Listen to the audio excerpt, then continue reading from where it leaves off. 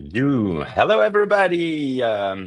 First check before I bring everybody. And I know that you all want to hear everything those great person have to say. But first of all, do you see me? That would be already cool. But the most important is, do you hear me? Classic stuff. I'm streaming a bit everywhere thanks to the amazing Mika. So we are on YouTube, we're on LinkedIn, we're probably in your mailbox somewhere as well. But before that, if you can just put a thumb up and say that you hear me, that would be lovely. Then I see some comments getting in and I will feel comfortable that the technical aspect of stuff do work. At the same time, and I'm always doing that, yes, I see many people getting in. I will bring the guests. But before or during the time that I bring those, I'd love to know where you're from and your role. Always funny to have those kind of startup. Thank you, Mika. Hello, Terry. Hello, Bruno. Hello, Lils. Hello, everybody. I also want to know where you're from and your role, because then it can make it a little bit more interactive. Chris already laughs me out, so you know, because I have a paper and a pen, so he already laughs me out. So I hope that you will toast him very badly today. And I will bring first Sarah. Hello, Sarah. Don't forget that you're mute and the microphone may stay open, except if you have really crazy back noise. Then I bring Chris, and I will never say his real name, first name or last name. You will never hear me say something like Try that. me. No. For you, you're my buddy Chris. You owe me a hoodie, by the way, just so you don't forget. And then last but not least, we bring up Thomas as well over here. Hello there. So we have Bruno, Brazil/Belgium. That's lovely. If you have a kid, make sure that he plays for the Belgium team. If you have Brazilian blood, we really need this. Hello, Khalid. So I see many people over here. Just keep filling in. Kortrijk, Belgium represent over here. What I love to do, I know that we have 45 minutes. I'm really bad at timing, really bad, but I will try to make it in the 45 minutes. But before we start talking about data and all those crazy things, or I did some branding, by the way, Thomas, I hope you like my flag, just to make sure that you saw it. Love it. I love Well that done. everybody take like a few seconds just to drop who you are, who you work for, and if you had to pitch your job to your mom. That's like the awful question that everybody asks me. I still cannot do it, Sarah, but you will need to do it now. Me pitch And my you need job to to my unmute mom. yourself. Sure. Yeah, so basically, who is Sarah? Who does she work for? What is your role? And if you had to pitch your job to your mom in like a few sentences, how does that sound? Yeah, no doubt. So my name is Sarah Archer, and I am the Chief Revenue Officer at a company called 𝘄𝗵𝗶𝘁. And really all that means is that I look after all of our commercial operations. So how we price our products, how we get them in front of prospective customers, how those customers evaluate and purchase our product, and then how we support them over the course of their usage of our product. And what is our product? It's an analytics product for SaaS businesses. And so it's an opinionated analytics tool that calculates all of the subscription metrics that businesses with recurring revenue have. So Mom, if you upgrade or downgrade your Netflix subscription or you cancel, all of those little decisions your customers are making aggregates a lot of data that's hard for companies to make meaningful decisions on top of. And so we have a product that solves for those reporting challenges. How is that? Amazing. Honestly, Thomas, you will need CRO instead of CSO to pitch as well. And just not putting the ladder, but just so you know, because your time is coming. I also saw little hearts in the eyes of Chris. We're talking about recurring revenue and the word revenue and again revenue. And Chris was like falling totally in love with what you said, Sarah. I'm sure about it. So now, Chris, your time. Yeah, I'm just in love with 𝘄𝗵𝗶𝘁, that's why, and the level of excitement is skyrocketing, my friend. So that's why. So my name is Chris. I am actually it's 𝗪𝗵𝗿𝗪, which is like unpronounceable. I go by Chris. I'm Polish. I'm co-founder of Value Ships. We're a boutique consultancy working on pricing and monetization for technology companies. And if I were to tell my mom what I'm doing, actually, I would ask her a question, what is the price of soy sauce? And then most likely she wouldn't know what is the price of 1 liter of soy sauce. And I would say, hey, I am the guy who is actually trying to understand or help to understand companies how to price their products and why they're so cheap or so expensive. So yeah, that's me. By the way, do you know what's the price of 1 liter of soy sauce, Jonathan? No clue, man. You don't know, really right? no. I would say probably something around €3 something, probably, depending where you buy it. Okay, Thomas, your turn, man, and you need to My do better, best. guys. Yeah, that's a tough one. Oh, hey guys, my name is Thomas, one of the founders here at Luzmo. Before we're called 𝘁𝗵𝗹𝗹, and I know Sarah and Jonathan a lot from SaaS conferences around. Jonathan used to be one of our customers, and I've always been one of the founders responsible for commercials, and these days focusing more on the bigger accounts and partnerships, and obviously working with you, Jonathan, on the marketing side. Cool. That's me. You did very well, my friend. You're also trying to convince me to come with a bike to work, so that we can have our meetings When while is our next driving the ride? bike. When is the next ride? The You first see, ride, pressure actually. is on, pressure is on, pressure is on. First of all, I'm also making some excuses because I get private messages that I forgot my cape, and it's so true because I'm the only one that has a cape. Sarah saw it and Chris as well when we were in Sastanak, always wearing my cape. I forget about it, so really apologize for that. I'm John, a guy running marketing over here, trying to get a bit those amazing people in front of you. Very opinionated about things, and that's what I love about marketing and those conversation. No briefing, just the honest truth. Zero specialist, pricing specialist, a sales guy, and a founder over here. I do have prepared paper question. Chris, laugh me out one more time.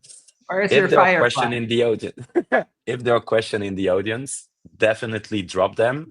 I will pick them up at the end so that I can stick to at least some kind of a plan, because there is a lady, and I would love some applause in the chat as well for 𝗵𝗶𝘁, which has been working very hard behind this entire setup as well and bringing those people here.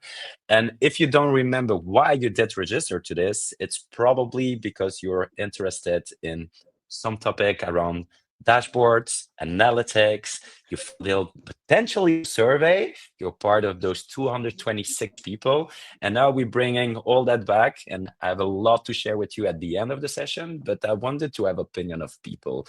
And as I could spend a bit of time with Sarah and Chris a few weeks ago, and we had amazing conversation during the entire day and a part of the evening, I said, I need those person on stage. And the idea was like, they saw already a bit of the crunching that we did behind it and wanted to have opinion and start just an open conversation.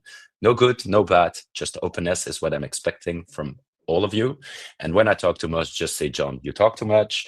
If you use too much buzzwords, watch out. That is really an extremely noisy element over here that I can use. Chris is already laughing. Let me maybe start with a question, and that will be for you, Sarah, and we will see how people answered that in the chat. We know out of our long life in SaaS, there's dashboards or like a love and hate story most of the time for the people. Some love them, some hate them. Then come the quick other word, and I will not push the button for UX, but UX stands for user experience. And we think there is something broken over there. We might believe so.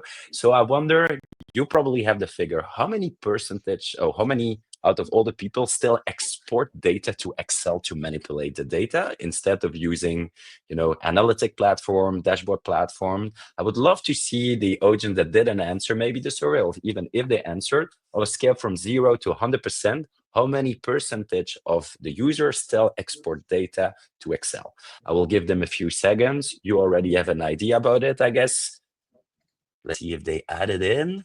They will not add it in. Do you have an idea, Chris? I just put it in the chat. I would say 120% of people, because most of them are exporting it twice. They're doing it more than once. Yeah. I buy that. That would be Okay, my bet. Go ahead. You have to export it twice because you forgot that column that you need. And you only realize that once you've started to run like a pivot table or something. And then you say yes, and I may start all over again and all over again. 100% agree. And you have CSV1, CSV2, CSV3, and you're trying to remember which is the right one. Then it's And like of course, you don't updated have one. any sensitive data in that. Don't get me wrong, Sarah. No personal information that are stored on the laptop either, because I know that you're in Germany, which I'm in Belgium. GDPR. We will not start about that topic and the export end. But I see some figures coming in. 400%. Hey, Mr. Morton. Just so you know, it's not odd. It's Morton. I had an amazing chat with that guy last week. No, 72% of people export the data to Excel. And then there is like, what is the biggest challenge behind dashboard was also a question that we were asking in our survey, you know, because I'm still believing, we always say we are like one step of a customer, but at the end of the day, it takes less than 2 seconds to be 20 steps of our customers. So that's why I wanted to run that survey. And if I tell you that interactivity is the biggest pain that we see, or the missing element in dashboard, if we try to bring those two figures together, Sarah, 72% of the user export to Excel, and then interactivity is the biggest challenge using dashboard, 51%. What are your thoughts about that? Because in your platform, 𝘁𝗵𝗶𝘁, we cannot say that there are not a lot of dashboards. You can do a lot of things. So I think that is definitely something where you can maybe drop some lights for us to understand maybe why is that the reality of the market? Yeah, so when you think about analytics or reports that data teams are charged with generating, a lot of times those data teams are service providers to other stakeholders in the organization who are trying to ask and answer questions about what is the right strategy. And the very nature of being that kind of service provider sometimes requires exploratory analysis. And so there's, you know, these two sort of conflicting sides. One is I want to build a dashboard that users can log into and see at a glance the insights and the takeaways quick. But on the other hand, you know, we're always going to have users that want to do that sort of scuba diving, that exploratory analysis. And so I think my learning here from being in this space for some time is that your data strategy should actually work in combination with this exploratory analysis instead of against it. And so 𝘁𝗵𝗶𝘁 is quite interesting in the sense that like there are lots of predefined reports and charts where you can see insights at a glance, but our whole strategy has been in not fighting Excel, but working with it. And so we know that we have very specific user types and user groups who are going to want to continue pulling data out and manipulating it in their own way. So from our product and business strategy, it's all about actually working in concert instead of against. So maybe the takeaway there is, you know, just you know, looking at these two figures as the reality with which we operate, and then kind of working, you know, with that in mind. I will jump in what you said, because there was something that was like, ta-da, bubble light. Like Thomas said, I was also a client of Luzmo. And I remember that we had a challenge. You try from one hand to have those ready to consume dashboards, like you said, you know, and you have a lot in 𝘁𝗵𝗶𝘁 where you say, oh, we have to think about all those variants that people, and as soon as you provide that, you have like 20 upgrades that comes on those classic one. Although the people, I have always the feeling you, in French, we say you try to run before to walk. But how do you bring that? I do get that your strategy is then trying to fill the gap and trying to keep a balance between that. But how can you work around that? Because out of a product perspective, you try to have like streamed dashboards as much as you can, because that's scalable. But as soon as you bring a new filter, more customization, more personalization, the scaling around that can be a bit more tougher. So how can you balance that out of a support? I will not start with professional services, just making a joke if the people are over here. How can we work around that? How can we work around the idea that folks are going to work and do exploratory analysis outside the product? Is that the question? Yep. Yeah, I mean, I think it's just tough. As soon as you start scratching it, you want to go deeper. How can you balance that? You will avoid that from 2 data points, they're already looking at drilling down instead of first having maybe that global overview, because you provide already that much. Yeah, I mean, I think it's having a strong sense of the kinds of analytics you want to provide your customers in our case, right? And so like we at 𝘁𝗵𝗶𝘁 want to stay sort of, and this would apply to like any sort of like data approach, right? Where it's, we want to provide an opinionated analytics experience so that you have sort of like table stakes, and the time to insight is like much faster. So you log in, you see the dashboard, you see the insight, and you're like, oh yeah, okay, great, that makes sense. But if you want to dig just a little bit deeper, you're able to export and work with those raw things. But I think that that's as far as we're willing to go. And so we empower you to like export and explore and do your scuba diving on your own, but like you have to kind of be a certified scuba diver. We're not going to like let you drag and drop crazy things, because that would kind of destroy the integrity of offering something that is opinionated and out of the box and says, no, this is exactly how you ought to report on these things, because we're experts at exactly this. And if you want to be on the fringe, have at it, but that's on you, not us. I love the fact that you use the word opinionated. I use that quite often at Luzmo. When you say opinionated analytics, what does it mean? It's like when people logged in 𝘁𝗵𝗶𝘁, you say you did a great job, you did a bad job.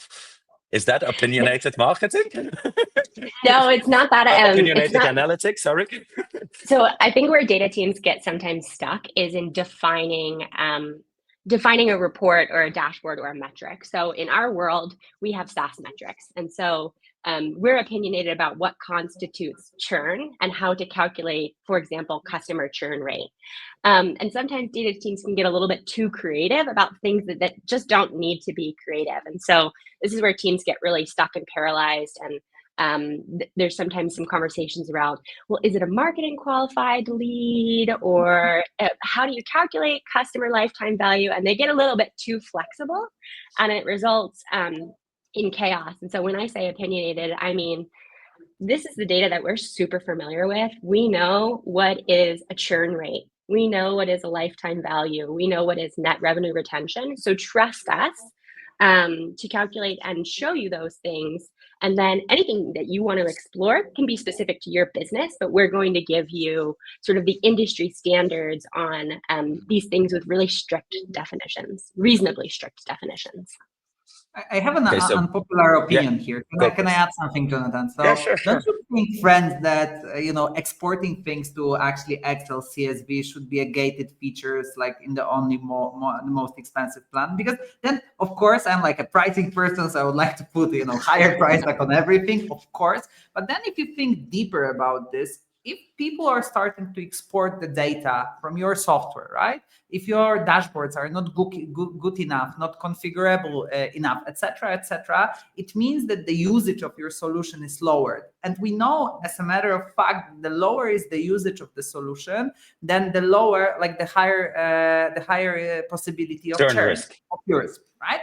So then when you think about this, if you're a solution and you want to show dashboards to your clients, if they are not usable, so to say, but you from insights broker, you're becoming just a data broker, right? So it's a bit of a positioning question, right? How to make sure that your customers are actually adopting the dashboards and can work with your dashboards, and then making, exporting this data to Excel unpleasant for them, or at least expensive, right? So I'm taking the risk that, it is exportable.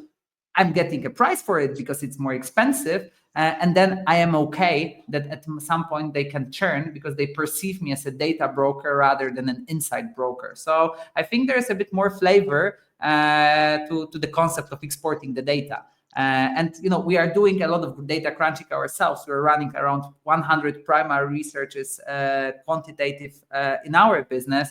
And I remember we just resigned from the solution that didn't provide us like the initial value like this, right?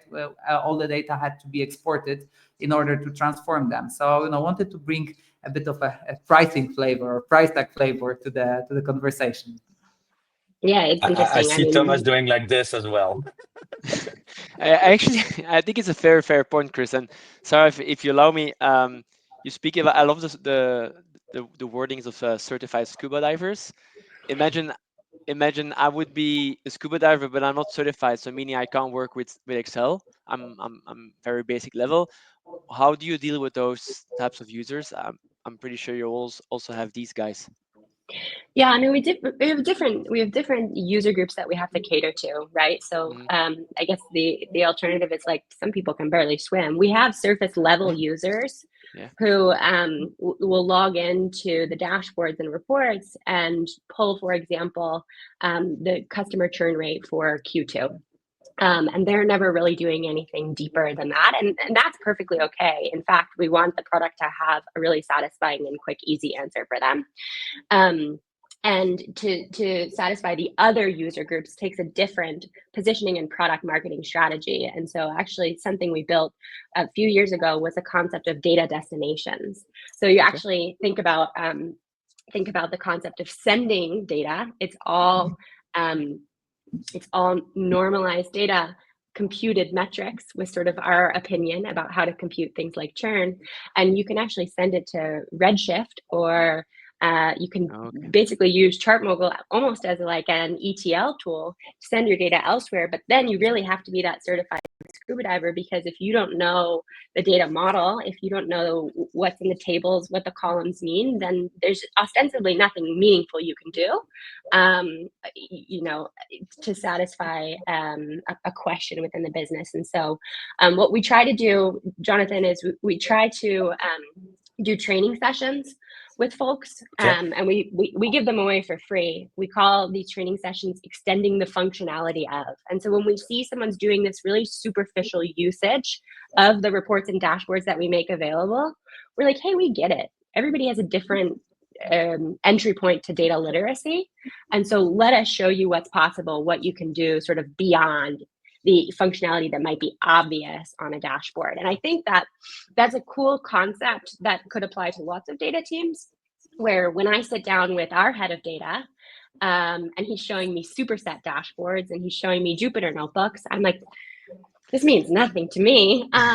But if we can take 2 steps back and kind of understand like the approach, then I can start to click. So I think it's a little bit about meeting people where they are with like their data literacy, and sort of catering to these different user groups. I love it. You just emphasizing the fact that I need to work on an academy as well, on top of like the onboarding part, which was more the point of Chris, making sure that people get the quick value. But then there's that next move about making all my user. In my previous company, I said our job was to make them superhero about customer activation. Now I need to make them superhero in scuba diving and data. There is definitely something to work out about that as well. I really like the point as well. Chris, by the way, don't forget, because Ola will be very mad at me if you don't share the link about the entire research that you did as well about pricing, because you were pinging on pricing. Conscious of time as well, and I see that people are like really sticking with us, and interesting topic. Thank you, Terry, for that. Thomas, your time? Let's do it. Let's do it. If I tell you that 61% of SaaS builders says that analytics are very important for their app, what is your opinion about that first figure? So I repeat, 61% of SaaS builders say analytics are very important for their app. And watch out, because Chris is already in the starting block on that one as well. I know it. Do you feel comfortable? Is that because like you're a long time in the business? Actually, Chris already answered my opinion on it. Basically, it's very much also my opinion. If you look towards our users, or let's say the software companies we work with, their end users are key. Obviously, they use their platforms daily, weekly, monthly. They generate data with every click they do. So basically, the data is center of the application, and of course they want to offer the users insights at any moment in time in any possible way. And that's also what we've seen. Chris, you mentioned if they can't look at the data the way they want, there's a possibility for churn. And if you can offer that experience, that analytics that you're striving for, obviously you have more engagement. Your users are often more used to your application, and you have churn decreasing. So that's very much why I believe the 61%. Yeah, that's a number. It's very much correct as well. Okay, but then how can we explain today that based on that still STEM research, 67% don't believe that they are really added extra value to their product by providing those? Yeah. It seemed very strange for me, you know, like it's obvious, but at the end, it's maybe not. Yeah. Well, what I've seen over the years is we've been working with small organizations and growing and bigger ones. If you're actually, like starting out, you have a rather limited user base. A unified experience, as you call it, like Sarah also mentioned, can be very much okay, right? 1, 2, 3 dashboards that cover, let's say, not if not all your customers. But once you start growing, you'll have users a bit more savvy, the certified scuba divers, that want to have a different look at the dashboards in the way they want to handle the data, and then it becomes more tricky and also more, let's say, tougher for product managers, engineers to offer that experience. And there, you'll get some friction. You'll get also, yeah, we need to have something more. Either you see your users exporting, or you can start tailoring for it. And I think the number is 67% that are not happy or not confident enough. Once you It's start growing, confident. you It's have this, even worse. yeah, not It's confident. confident. So either you look internally for resources, or you start thinking about, okay, how can I tailor for it, and what's my best possible way of offering an experience to the different types of end users you built over the years. Kind of like that. How can we, and it's maybe to the audience again, and I would Yep. be happy to see some elements of the chat. How do you think we can improve that confidence at a founder level? Because at the end, that's what I'm trying to do with marketing. You know, my job is to convince them that it does bring added value. How could we, like, I would say, get to 30% unconfidence, I would say, instead of 67? What would be a magic trick from experts that I have over here, just so that I can steal from the best? I mean, one idea just that comes to mind is building a company culture around data literacy. So if you have something like a town hall meeting, or you do an all company session, looking at data and describing data in a way that indicates a high level of data literacy and requiring this at departmental levels. Like, I think everyone's been in a meeting where someone's put up a really crap pie chart and explained something, or someone put something up that's not statistically significant, and there's no questioning happening around it. So that's something that we try to do in our teams. I think, like building up on what Sarah have said, I would say that this data literacy will be quite important, but also, taking, not teaching, but maybe sharing knowledge about the statistics in general might be quite useful. So what is, for example, significance, right? Or like if this data, you find it not trustworthy, and because you found one outlier, it doesn't mean that this data is not trustworthy, right? And typically, when you are presenting this data, you have that, I don't know, the pricing corridor is like, from my perspective, from 99 to 199. Then you always have this one guy who is saying, but I had this one client who paid like 299. Yeah, that's great, right? But it doesn't, like, disprove the point, right? That the corridor is in between 99 and 199, right? So I think that, actually for me, what was like, when I still I was like start to working with data, is that, one outlier doesn't disprove the thesis. That's number one. And what is the significance? What significance means, right? That this is like, this data is like 95% confident. That means that around 5% of the cases will be outliers. Fine, that's great. It doesn't mean that the point that we're making still holds. So that was like in my company, having these conversations with my clients quite a lot, and this really pushes the needle from my perspective. That was not for you, just so you know, Chris. It's just that Niels asked the context of the question. And because Mika prepared everything very well, I could shoot it out directly to Chris. So I hope for him that it's more clear that way. But it's good that you're on the spotlight, my friend. Or dashboard debts or not? Question mark? No, I don't think so. I think they're more than alive never, to be very honest, because right now with all the data avalanche that we are receiving, especially with the AI change and tons of data flowing our way, even more than it used to be, like 2-3 hours, not hours, but most likely hours as well. Years ago, we will need to have like the analytics and dashboards in place to uncover what is really true and to see what is really significant. So I don't think that dashboards are that. That's one thing for sure. Secondly, I saw a lot of my clients, we have this, and I will bring this up. Sorry, Jonathan, I promise not to, but I will bring this up. So we have the solar panels example, right? That I was mentioning quite some time ago. So friends, solar panels in Poland, crazy good. And you know why? Because all the applications, all the solar panel providers are showing the customers, the end customers, the data, how much electricity they're saving, you know? And then you have my dad opening his app every day and browsing through his dashboard, because it is a dashboard, showing them how much he's saving with his solar panels. And it feels like he's investor, right? It's like, you know, he's saving money, he's like crazy, right? And you know, Poland in particular is not like super eco-friendly country, right?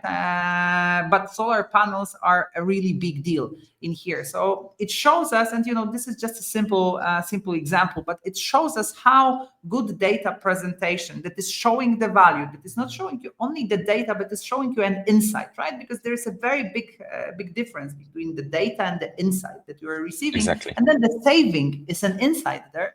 Actually made the whole industry gigantic in our country. So if anyone claims a dashboard, maybe we need a new word, right? Instead of dashboard and inside board or something like that. I don't know. But if you're just working with dashboards that are, you know, showcasing you the data in a nice manner, most likely that won't be that useful. ChatGPT can already do it to present the data. But if you're looking for insights, you can definitely get insights with dashboards. So I'm not sure that they are like, I'm pretty sure that they are not that. I love it. And I think it totally makes sense what you said, because out of the research we did, we had 58% of the user would give us more money if they had the ability to get insights. And I love what you said. Data is not insights. Yeah, and it is not. 58%. And if we think about pricing, which is definitely like your go-to, I can only imagine about how many companies could make more revenue by addressing the insights. And it is I love that. I'm two-sided. a huge fan of Strava and Garmin, and Magic challenged me to run more. I spend my time consuming those things about my heartbeat, my pace, my blah, blah, blah, blah. The reality is I need to train more. Boils down to that, but that's something everybody knew. But I'm still spending more time, and I'm now paying Strava, the paid version, because I get more data and AKA more insight about my personal performance then. And you know, it is two-sided thing, because when you think about this, like if you go to the profit, right? You know, data can help you, insights can help you both save costs and increase revenue. From the saving cost perspective, why people are willing to pay more, we've been running a research with e-commerce companies, and it turns out that 70% of e-commerce managers were capable of taking better decisions while receiving an insights about the competitors on the monthly basis. There was no meetings around this. They were just receiving the data, insight, debrief about the competitors, and they were capable of taking better decisions. So it can save you costs, right? Because you have one place where this is all aggregated, one single source of truth. The whole company can go into towards that direction. So it saves you a lot of cost, because people are just not spending time or looking for the data and then just arguing. I found this and I found that, and they're like, you know, not the same. So let's argue about nitty-gritty details, right? So on the cost side, I'm not very surprised that it brings higher willingness to pay. Then on the other side, on the revenue side, this is quite, I think, quite. I don't want to say obvious, but I totally understand why people are willing to pay more for insights for better insights, right? With better insights, you can communicate value better, you can communicate your price better, you can compete better with your competitors, you can be faster, right? Faster. And with the pace of the work right now, being fast is quite important.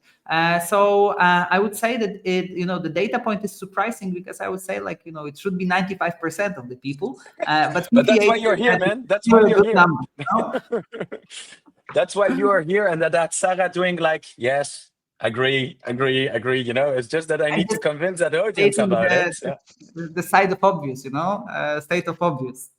I'm smiling because I recently, if I may, just quickly, I recently went through a renewal process with one of our vendors. So it's quite interesting.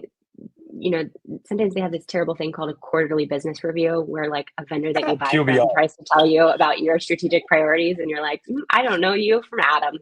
But it was a 3-slide presentation, and she put it on the screen, and it was like, here's what your usage of our product has looked like over the last year. And she gave me the entire narrative and the data. She said, here's what you're using, here's what you're paying for, but you're not using.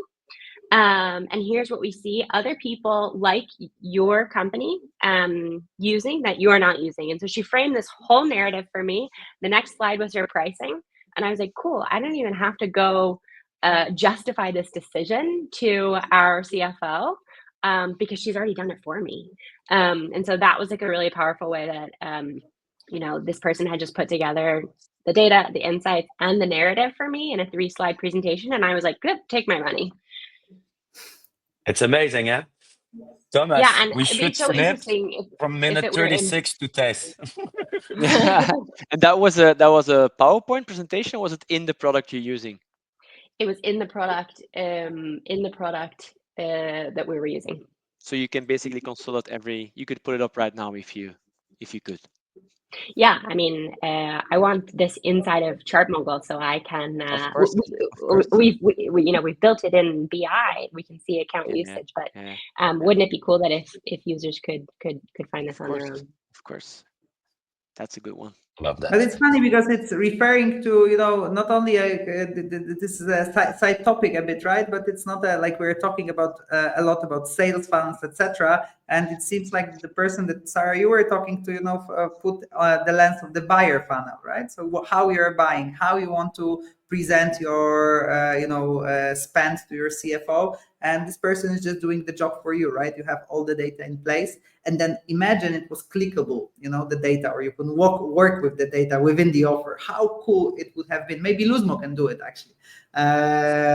So I told you, the lack of interactivity is annoying 50% of the users of dashboards. It's the lack of interactivity, the thing that people want to drill down. I think that is also a bit between the lines of what Sarah said. As soon as those guys extract because they want to do some scuba diving, there is a middle line in there where I think that's technologies like Luzmo and other can already go for the, I would say, the medium scuba divers should be able to do it within their own app.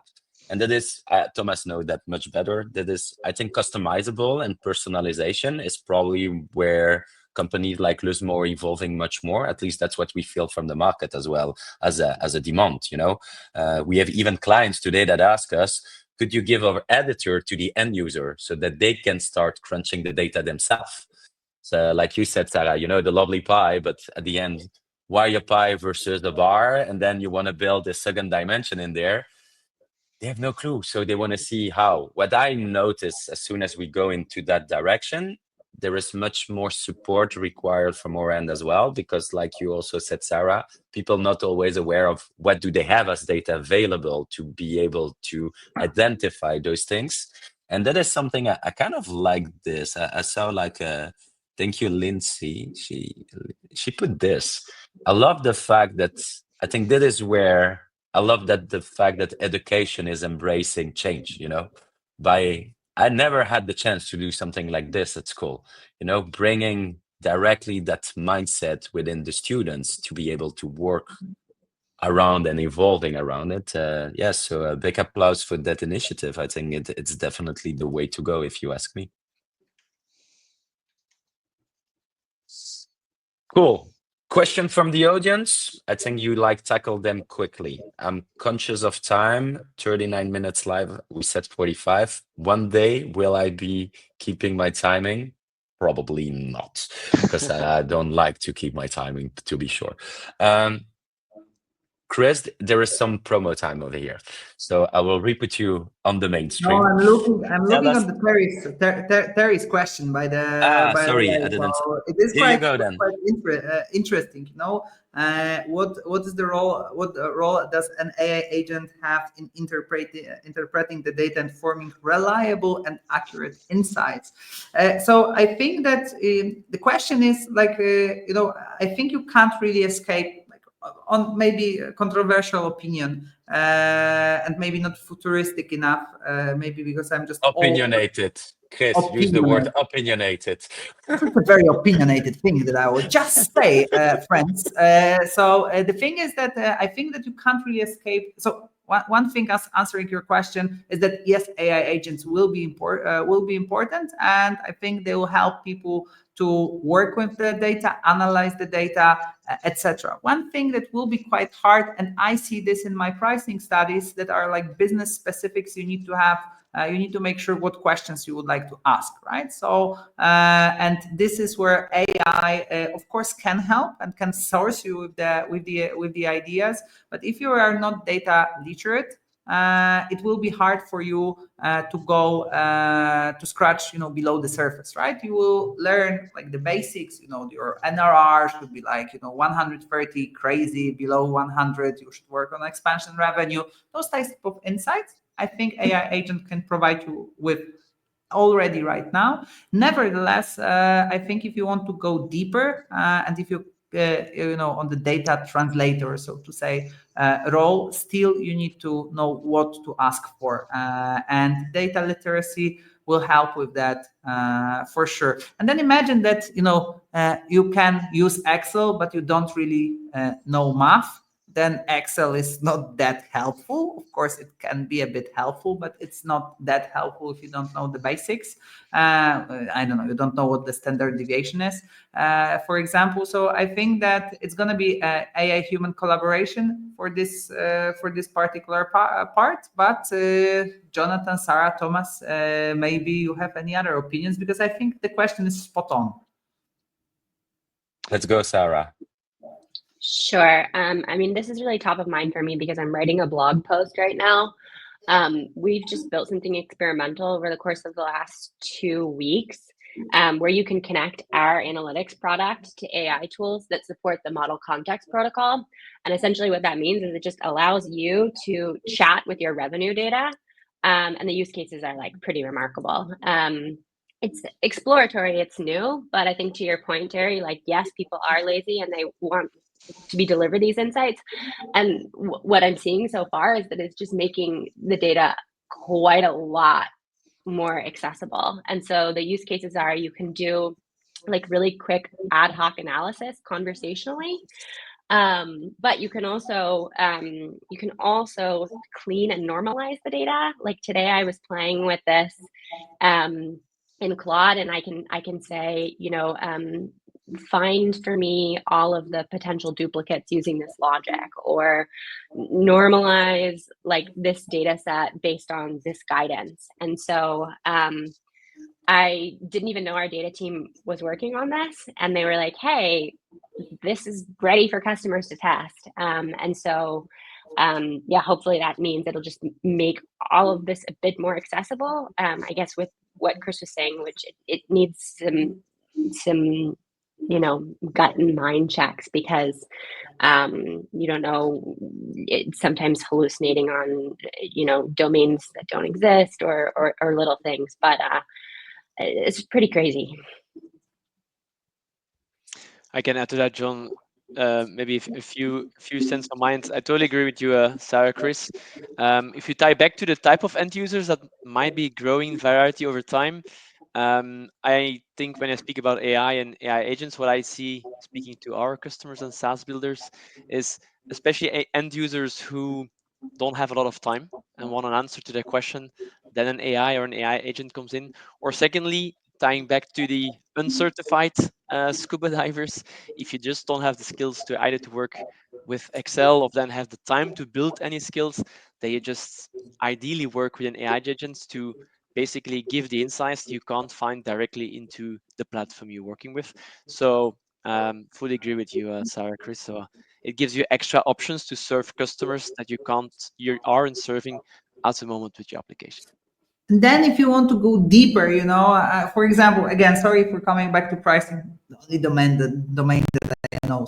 That's why. No, but the thing is that if you want to know the pricing corridor, like what is like minimum maximum price, okay, you can get this insight, but then you can go deeper, right? So what is the pricing psychological threshold? So you need to know the term, the psychological thresholds of pricing. What is the revenue maximizing price? Those are the questions that you need. You need to be a domain at least literate. You don't need to be an expert, but you need to know the domain a bit in order to ask this question. So I think that's why it's a conversational. That it needs to be a conversation, and you need to know the domain that you're working in order to use the full power of an agent. But to get high level view, I think that the agents will be enough. I also believe it's today, And first of all, Sarah, love the fact that you use model concept protocol instead of MCP, because Chris is using jargon words and the buzzer was a bit too far. Otherwise, I would have buzzed him very hardly, but I was too late. But if I try to summarize what you say about those agents, because I think that is definitely the hot topic about the moment, it's like surface question, pretty basic stuff is definitely where the AI can deliver today. As soon as we try to go a step further, it requires not only data skills, but also to be able to work around those agents with the prompting, the questioning, and everything that goes around it, that make it a bit more, I would say, less accessible to the entire world. Would it be correct to say that way? Chris, was that your point or not? Go deep in that. That's why I throw it back. So how far can you go with an agent at the end? Would it fully replace a human data analyst? I think that's where the people want to have opinion about it. Yeah, the thing is that we are looking for the very simple answers to the very complex topics, and this is hard to say. Sorry for to put you to put you on spot. But the thing is, from my perspective, I think it will transform, right? So the thing is that, yeah, for me, what is 100% for granted, it's very hard to be junior nowadays, right? So it will, if you're just entering your data analyst career, etc., this might be hard. I'm not envy for students who are, or people who are just thinking what college they should choose, because this is unknown. For junior, for the very easy tasks, yes, of course. In the future, for more complex tasks, yes, most likely. But replacing, I think this is not a good word to use. Most likely, it will make some of the it will make us a bit, not a bit. It will make us more efficient. That's for sure. But still, the point of the question was about also the first part was about the data literacy. And I think that if you don't know the basic concepts, if you know how data works, and this won't be that helpful for you. Most likely you want at your team that was data team that was consisting of 7 people, might be the need of 4, 3 to a certain extent, but I wouldn't say that it was fully replaced, at least in the short midterm, right? Because I'm also fully with you, and I like your point that this is what we know for today, right? I'm not sure if you have seen yesterday, I'm not sure if this is even true because of so many data that we're receiving, but the OpenAI hardware. So have you been thinking about OpenAI hardware that will, collect all the data and all the things that you're saying to make your life easier? I haven't been thinking about this by 3 p.m. today, to be honest, when I saw the LinkedIn post about this, right? So my point is that, in my opinion, what we know for today, it will make our it's going to be helpful for people who don't know data at all to get some insights, that's for sure. But then if you want to go deeper and if you really want to act on your data, you will still need data literacy, then be quite like an expert or at least specialist in the topic. And this is what we know or this is what I know for today. So that's a good point that Joe was like expressing over here. That basically you still need something like AI to understand all that step and go deep. That's for sure. That's for sure. And I will just, sorry, because you'll click on me because I'm speaking too much, because I just love to speak. But the thing is that, for some of the data, yeah, we're running, for example, quantitative survey with 2 open-ended questions, right? And then, getting an insight from an open-ended, from the open question, where just people can type in sample 300, was super hard for humans, because we need to categorize that, and then there is a cognitive burden when you're actually just reading 300 answers. And then in that particular data analysis, AI, it is much better than humans. It's not only as good as people, it is much better in categorization for us, at least for our research, in open questions. So of course, what I was saying, at the beginning, that those are hard questions and we're looking for easy answers, because it depends, right? It depends by the data you are trying to analyze. It depends by how deep you want to go, etc., etc. There most likely there is a framework to it, like a matrix that talks about this topic, but I don't know it. But maybe I should invent it. So fingers crossed for next webinar. You will come up with good things. Joe, I will get back to most of your questions, definitely. But yes, we do have AI as well. Yes, you can build dashboards with AI directly, but I can take that one on the side. Is there somebody that wants to still share something with the audience before I do one extra thing and then it's showtime? Chris, if you don't talk about your research, I'm dead, man. No, it's gonna be fine. It's fine.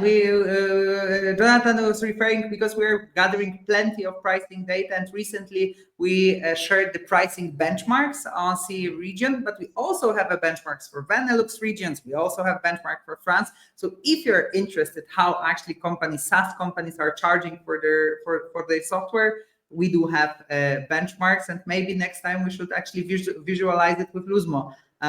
Because before I met Thomas and Jonathan, I was not aware, and our data are pretty static, so maybe that's why not so many people are downloading this amazing research. So the good is that you know it, and we will be happy to support you on that as well, my friend. We have a deal. It's recorded. It's recorded. I'm not scared. Sarah, do you want to add something, maybe? I think I'm all set here. I mean, You're all set.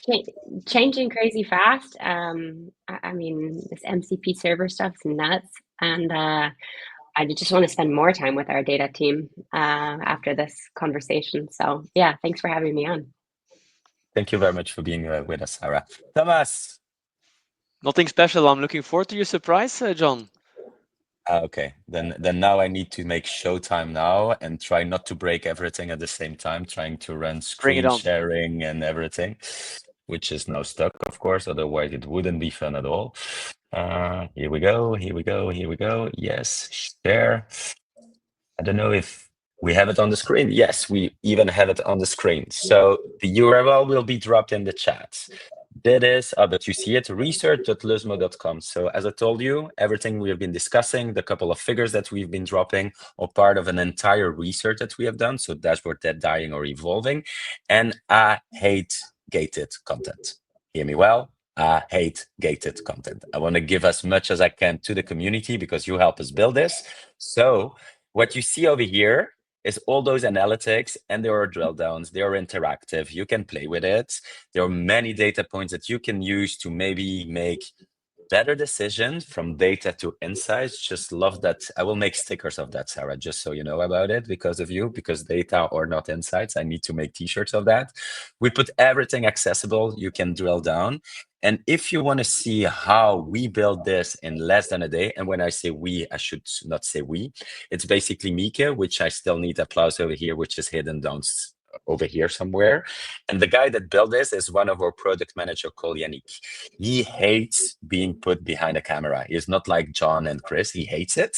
If I get 10 people that tell me we want a live coding session to see how he has built this amazing report using our own technology, I convince him. And during the summer, we do a live coding session when you can see the entire SDK in action of Luzmo. But I need at least 10+1 for that. Otherwise, I will not be able to convince him. Neither is boss to give me basically Yannick for probably 60 minutes. But so, yes, go for it. Yes, yes, yes, it's okay. I already probably have 10 over there. Thomas, I will have some channel in our next executive committee because I will need Yannick now on stage to do a live coding session with our SDK, cursor, and all that black magic behind this. But again, that's the funny part of it. I think the most important part for the audience over here, really have a look at it. We were able to build those insights thanks to your answers to the survey. We will be dropping as much value out of this webinar, the research during the weeks to come. I would say consume it without any limits. That's the entire idea over that entire movement that we try to build in that community. I want to say again, a huge thank you to you, Sarah. I know that you were traveling back as well from the US, so big thank you for being with us. Chris, finally we made it, man. Finally we made it. And Thomas, always a pleasure to have you with us as well. Big thank you to all of you. Yes, and that was it for me.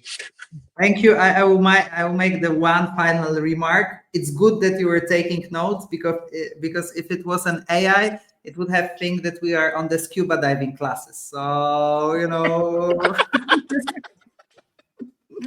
Lovely. Thank you. Thank you very much to the audience. Thank you, 𝗵𝗶𝗶𝘁. Thank you, Yannick. Thank you, the team that's built it. Thank you to all the participants and, of course, this lovely panel. Love you, folks. Have a lovely afternoon and see you soon. All right, take care. Thank you.